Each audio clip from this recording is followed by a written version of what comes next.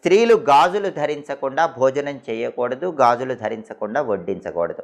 భోజనం విషయంలో ఈ ప్రత్యేకమైన జాగ్రత్తలు తీసుకోవాలి. అలాగే నిద్రపోయేటప్పుడు కూడా కొన్ని సూచనలు పాటించాలి. పూర్తిగా చీకటి గదిలో నిద్రించరాదని పద్మపురాణంలో చెప్పారు. చిన్న బల్బైనా ఉండాలి.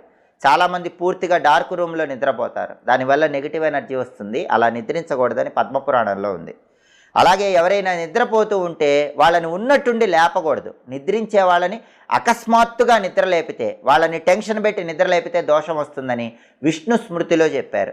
అయితే విద్యార్థులని నౌకర్లని మాత్రం లేపవచ్చు, ఎందుకంటే పనిచేసే వాళ్ళతో అవసరం ఉంటుంది, పిల్లలు చదువుకోవాలి. కాబట్టి విద్యార్థులకి నౌకర్లకి మాత్రం ఈ నియమం వర్తించదు.